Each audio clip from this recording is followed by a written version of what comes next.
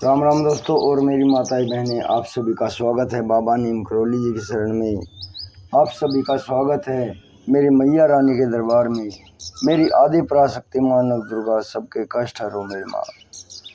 मेरी माँ सबके घर आओ, सबके घर खुशियाँ बांटो। जय श्री राम, जय हनुमान जी की जय, बाबा नीम करौली महाराज जी की जय, श्री गणेश भगवान, जय शिव शंकर महादेव, जय श्री कृष्णा। दोस्तों और मेरी माताएं बहनें, आज करते हैं हम बहुत ही महत्वपूर्ण कहानी है मुंशी प्रेमचंद द्वारा लिखी सूरदास की झोपड़ी। सूरदास की झोपड़ी यह कहानी प्रेमचंद के उपन्यास रंगभूमि का एक महत्वपूर्ण हिस्सा है। कहानी का मुख्य पात्र सूरदास एक अंधा भिखारी है जो परिस्थितियों से जूझते हुए भी हार नहीं मानता है। विषय सूरदास की झोपड़ी अन्याय, लालच और सामाजिक विषमताओं के खिलाफ संघर्ष की कहानी है। सूरदास को न केवल अपनी गरीबी और शारीरिक अक्षमता से बल्कि समाज में व्याप्त ईर्ष्या और अपमान से भी जूझना पड़ता है।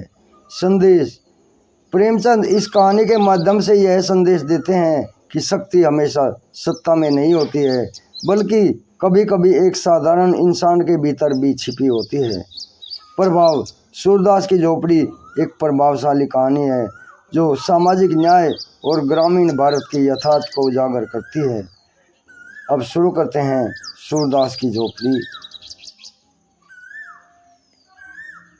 रात के 2 बजे होंगे कि अकस्मात सूरदास की झोपड़ी में ज्वाला उठी।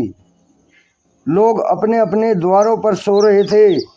निद्रा अवस्था में भी उपचेतना जागती रहती है।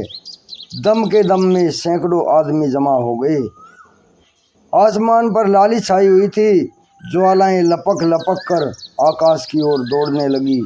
कभी उनका आकार किसी मंदिर के स्वर्ण कलश सा हो जाता था, कभी वे वायु के झोंकों से यूं कंपित होने लगती थी कि मानो जल में चांद का प्रतिबिंब है।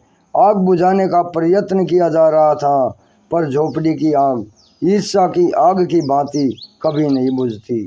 कोई पानी ला रहा था, कोई यूं ही शोर मचा रहा था, किंतु अधिकांश लोग चुपचाप ही खड़े वैराग्यपूर्ण दृष्टि से अग्निदाह को देख रहे थे, मानो किसी मित्र की चिताग्नि है। सहसा सूरदास दौड़ा हुआ आया और चुपचाप ज्वाला के प्रकाश में खड़ा हो गया। बजरंगी ने पूछा, यह आग कैसे लगी सूर्य? चूल्हे में आग तो नहीं छोड़ दी थी? सूरदास, झोपड़ी में जाने का तो रास्ता नहीं है। बजरंगी, अब तो अंदर बाहर सब एक हो गया है, दीवारें जल रही हैं। सूरदास, किसी तरह नहीं जा सकता। बजरंगी, कैसे जाओगे? देखते नहीं यहाँ तक लपटें आ रही हैं। जगदर, सूर्य, क्या आज चूल्हा ठंडा नहीं किया था? नायक राम, चूल्हा ठंडा किया होता तो दुश्मनों का कलेजा कैसे ठंडा होता? नायक राम, चूल्हा ठंडा किया होता तो दुश्मनों का कलेजा कैसे ठंडा होता? जगदर बोला, पंडा जी, मेरा लड़का काम न आए अगर मुझे कुछ भी मालूम हो। तुम मुझ पर नाहक की शोभा करते हो। नायक राम, मैं जानता हूँ जिसने आग लगाई है, बिगाड़ने दो तो कहना। ठाकुरदीन, तुम क्या बिगाड़ोगे? भगवान आप ही का बिगाड़ देंगे। इसी तरह जब मेरे घर में चोरी हुई थी तो सब स्वाह हो गया था। जगदर, जिसके मन में इतनी खटाई हो, भगवान उसका सत्यानाश कर दे। सूरदास, अब तो लपट नहीं आती। बजरंगी, हाँ, फूंस जल गया है, अब धरन जल रही है। सूरदास, अब तो अंदर जा सकता हूँ।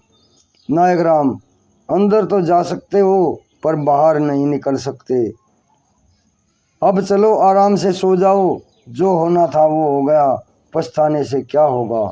सूरदास, हाँ, सो लूँगा, जल्दी क्या है। थोड़ी देर में रही सही आग भी बुझ गई। कुशल यह हुई कि किसी के घर में आग न लगी। कुशल यह रही कि किसी और के घर में आग न लगी। सब लोग इस दुर्घटना पर आलोचनाएं करते हुए विदा हुए। सन्नाटा छा गया, किंतु सूरदास अब भी वहीं बैठा हुआ था। उसे झोपड़ी के जल जाने का दुख न था, बर्तन आदि जल जाने का भी दुख नहीं था। दुख था तो उस पोटली का, जो उसकी उम्र भर की कमाई थी, जो उसके जीवन की सारी आशाओं का आधार थी, जो उसकी सारी यातनाओं और रचनाओं का निष्कर्ष थी। इस छोटी सी पोटली में उसका, उसके पितरों का और उसके नाम लेवा का उद्धार संचित था।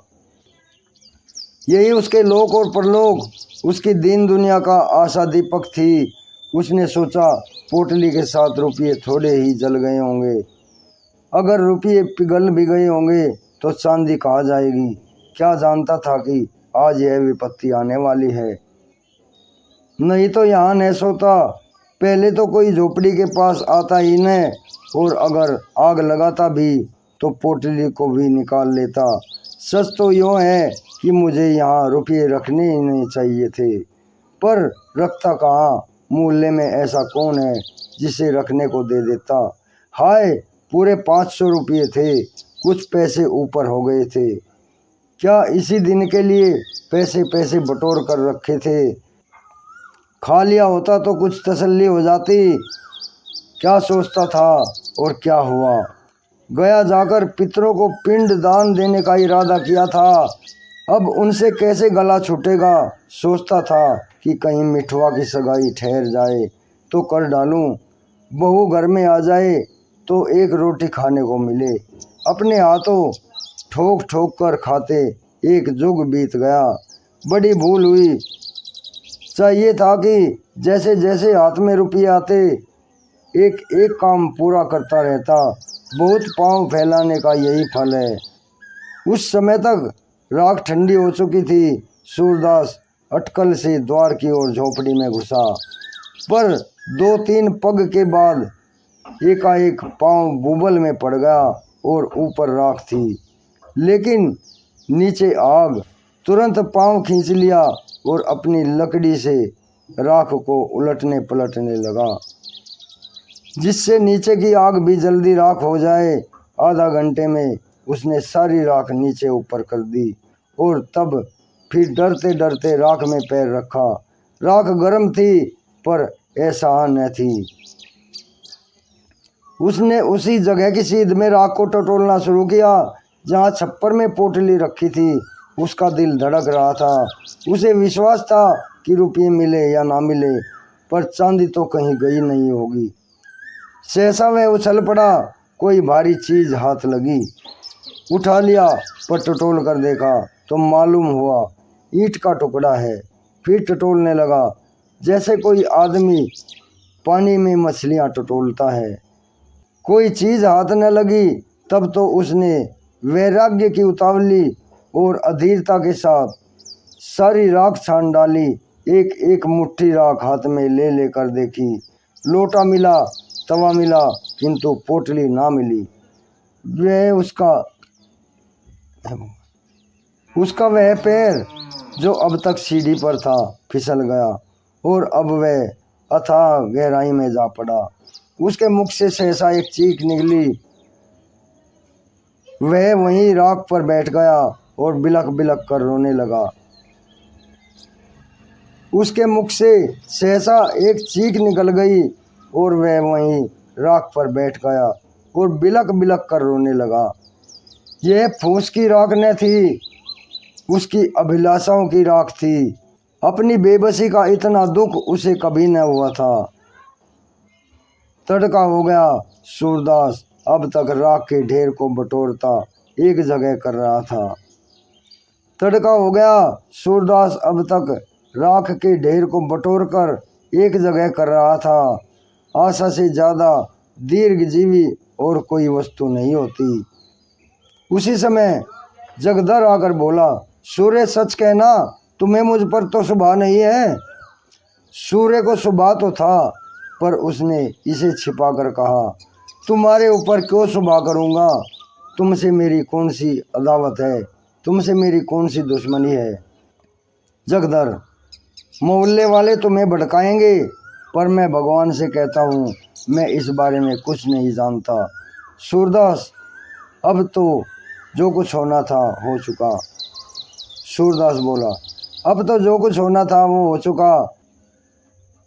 कौन जाने किसने लगा दी आग या किसी की चिलम से उड़कर लग गई। यह भी तो हो सकता है कि चूल्हे में आग रह गई हो। बिना जाने बूझे किस पर सुबह करूं। इसी से तुम्हें चेता दिया कि कहीं सुबह में मैं भी ना मारा जाऊं। सूरदास बोला तुम्हारी तरफ से मेरा दिल साफ है। जगदर को भैरव की बातों पर अब यह विश्वास हो गया था कि यह उसी की शरारत है। उसने सूरदास को रुलाने की बात कही थी। उस धमकी को इसने पूरा कर दिया था। वह वहां से सीधे भैरव के पास गया। वह चुपचाप बैठा नारियल का हुक्का पी रहा था, पर मुख से चिंता और घबराहट छलक रही थी। जगदर को देखते ही बोला कुछ सुना? लोग क्या बातचीत कर रहे हैं? जगदर सब लोग तुम्हारे ऊपर सुबह करते हैं। नायक राम की धमकी तो तुमने अपने कानों से सुनी। भैरव यहाँ ऐसी धमकियाँ की परवाह नहीं है। सबूत क्या है कि मैंने लगाई है आग? जगदर सच कहो तुम ही ने लगाई है। भैरव हाँ, चुपके से एक दिया सलाई लगा दी। जगदर मैं कुछ पहले ही समझ गया था, पर यह तुमने बुरा किया। झोपड़ी जलाने से क्या मिला? 2-4 दिन में फिर जो दूसरी झोपड़ी तैयार हो जाएगी। झोपड़ी जलाने से क्या मिला? 2-4 दिन में दूसरी झोपड़ी तैयार हो जाएगी। भैरव कुछ हो, दिल की आग तो ठंडी हो गई। यह देखो। यह कहकर उसने एक थैली दिखाई जिसका रंग धुएं से काला हो गया था। जगदर ने उत्सुक होकर पूछा इसमें क्या है? अरे इसमें तो रुपये भरे हुए हैं। भैरव यह सुभागी को बहका ले जाने का जरिमाना है। भैरव यह सुभागी को बहका ले जाने का जरिमाना है। जगदर सच बताओ ये रुपये कहाँ मिले? भैरव उसी झोपड़ी में मिले।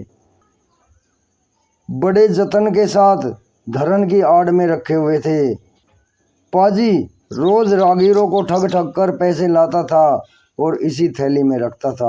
मैंने गिने हैं 500 से ऊपर हैं। न जाने कैसे इतने रुपये जमा हो गए। बच्चों को इन्हीं रुपयों की गर्मी थी। अब वह गर्मी निकल गई। अब देखो किस बल पर उछलेगा। बिरादरी को भोज भात देने का सामान हो गया है, नहीं तो इस वक्त कहाँ रुपये मिलते।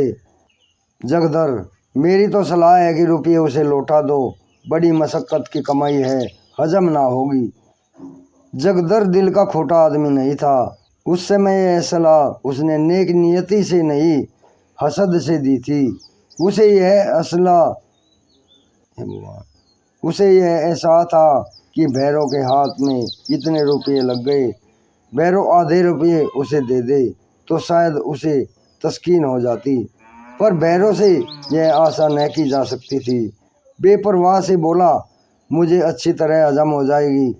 हाथ में आए हुए रुपये को लौटा नहीं सकता। उसने तो भीख मांगकर जमा किए हैं, गेहूं तो नहीं तोला था।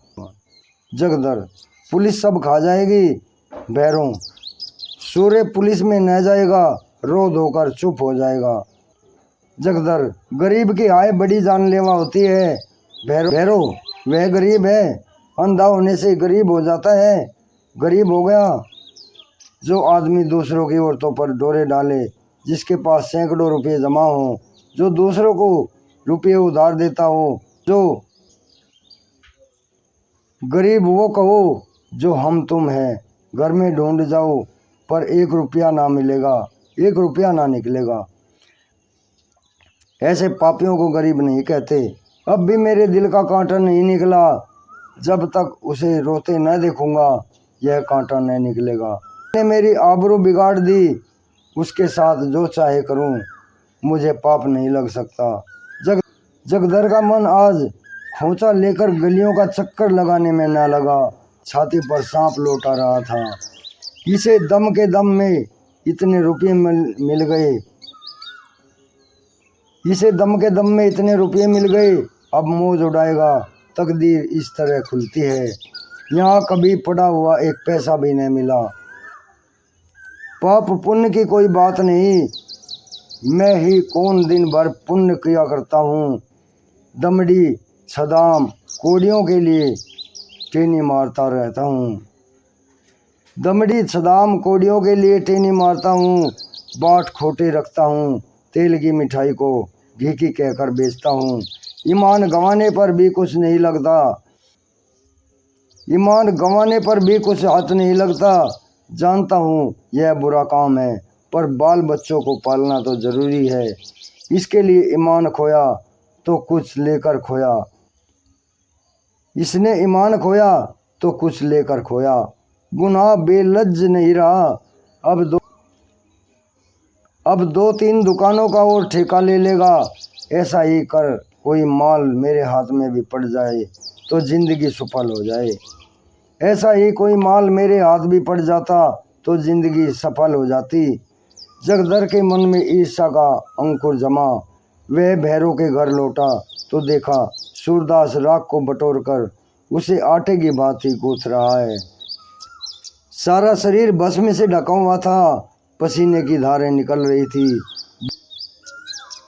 बोला, सूर्य क्या ढूंढते हो? सूरदास, कुछ नहीं, यहाँ रखा ही क्या था, यही लोटा तवा देख रहा हूँ, यही लोटा तवा देख रहा हूँ।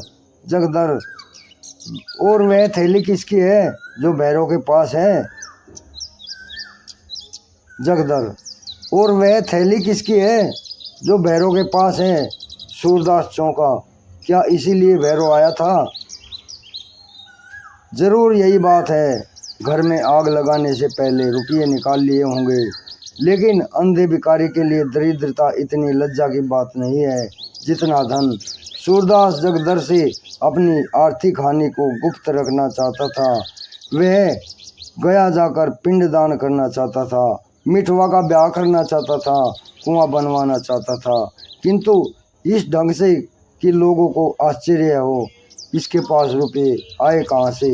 लोग यही समझे कि भगवान दीन जनों को सहायता करते हैं, लोग यही समझे कि भगवान दीन जनों की सहायता करते हैं। भिखारियों के लिए धन संचय पाप संचय से कम अपमान की बात नहीं है। बोला, मेरे पास थैली वैली कहाँ होगी, किसी की थैली होती तो भीख मांगता। जगदर, मुझसे उड़ते हो भैरव, मुझसे स्वयं कह रहा था कि झोपड़ी में धरन के ऊपर यह थैली मिली है, 500 रुपये से कुछ ऊपर पैसे हैं। सूरदास, 500 रुपये से कुछ ऊपर पैसे हैं। फिर सूरदास ने कहा, यह तुमसे हंसी करता होगा, 550 रुपये भी कभी जुड़े नहीं देखे, 550 रुपये कहाँ से देखूंगा। इतने में सुभागी वहाँ आ पहुँची। रात भर मंदिर के पिछवाड़े अमरूद के बाग में छिपी बैठी थी। वह जानती थी आग भैरव ने लगाई है। भैरव ने उस पर जो कलंक लगाया था उसकी उसे विशेष चिंता थी, क्योंकि वह जानती थी कि किसी को इस पर विश्वास न आएगा। लेकिन मेरे कारण सूरदास का यूँ सर्वनाश हो जाए, इसका उसे बड़ा दुख था। वह इस समय उसको तस्कीन देने आई थी, तसल्ली देने आई थी। जगदर को वहाँ खड़ा देखा तो झिझकी, भय हुआ कहीं यह मुझे पकड़ न ले। जगदर को वह भैरव का ही दूसरा अवतार समझती थी। उसने प्रण कर लिया था कि अब भैरव के घर न जाऊंगी, अलग रहूंगी और मेहनत मजदूरी करके जीवन का निर्वाह करूंगी। यहाँ कौन लड़के रो रहे हैं? एक मेरा ही पेट उसे भारी है ना, अब अकेले ठोके और खाए, और बुढ़िया के शरण धो धो कर पिए। मुझसे तो यह नहीं हो सकता। इतने दिन हुए इसने कभी अपने मन से धेले का सिंदूर भी ना दिया, तो मैं क्या उसके लिए मरूं? वह पीछे लौटना ही चाहती थी कि जगदर ने पुकारा, सुभागी कहाँ जाती है? देखी अपने खसम की करतूत। बेचारे सूरदास को कहीं का न रखा, कहीं का ना छोड़ा। सुभागी ने समझा मुझे झांसा दे रहा है, मेरे पेट की थाह लेने के लिए यह जाल फेंका है। व्यंग से बोली, उसके गुरु तो तुम ही हो, तुम ही ने मंत्र दिया होगा। जगदर, हाँ यही मेरा काम है। चोरी डाका ने सिखाऊं तो रोटियां क्यों कर चले। जब तक समझता था भला आदमी है, साथ बैठता था, हंसता बोलता था, लेकिन आज के बाद कभी उसके पास न बैठूंगा। कान पकड़ता हूँ। जो आदमी दूसरे के घर में आग लगाए, गरीबों के रुपये चुरा ले जाए, अगर वह मेरा बेटा भी हो तो उसकी सूरत न देखूं।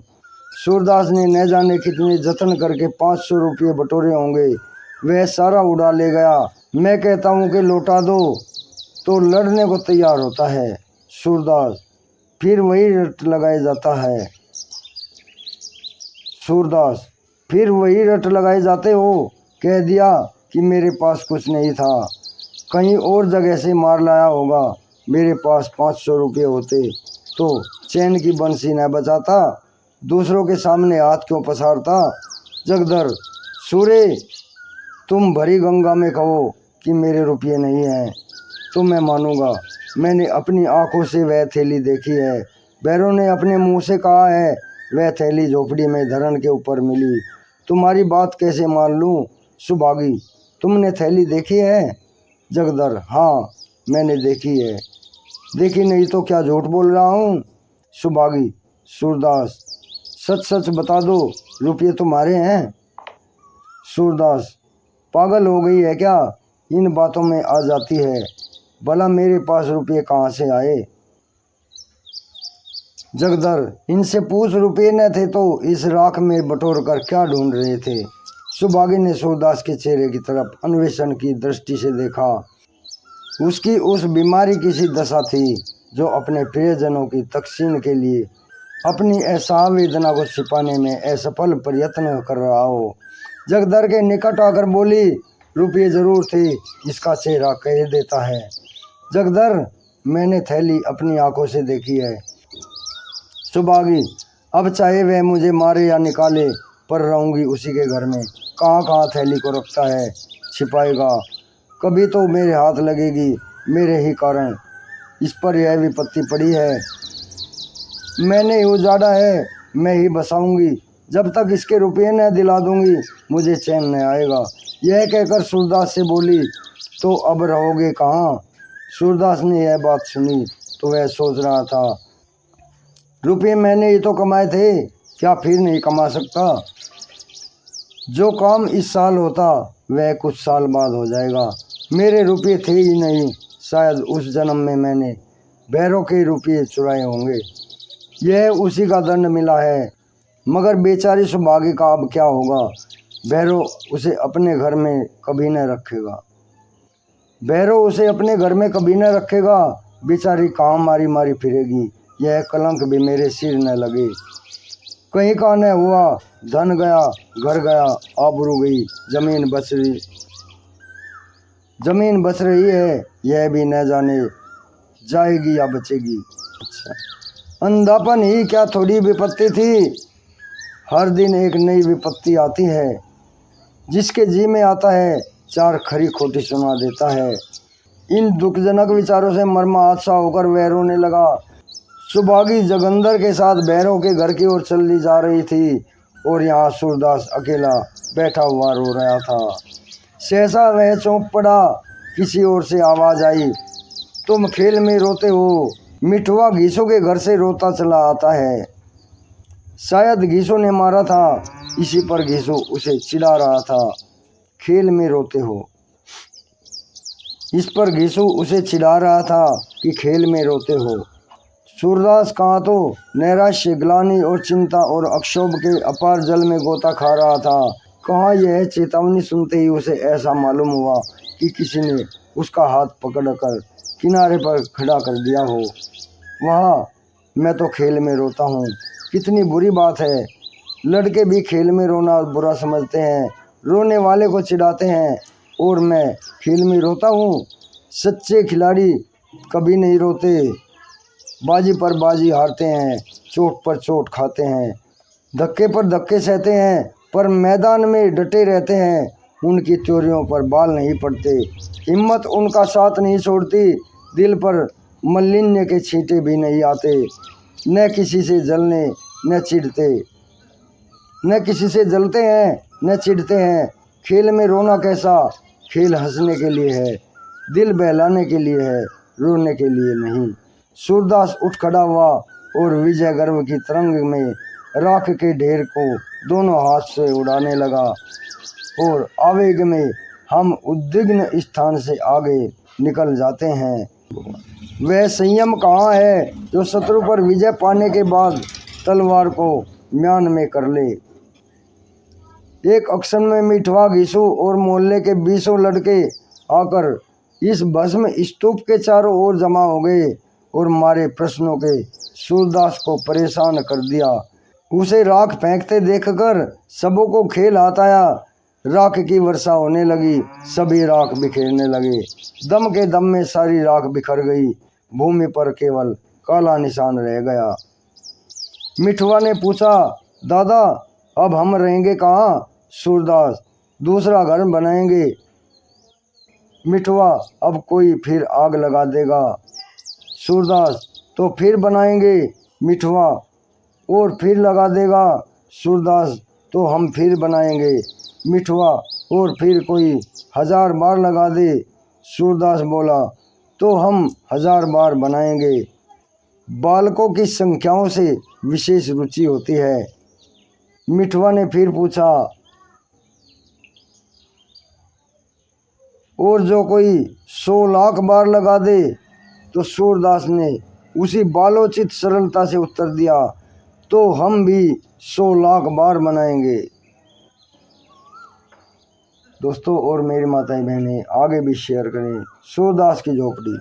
जय श्री राम, जय हनुमान।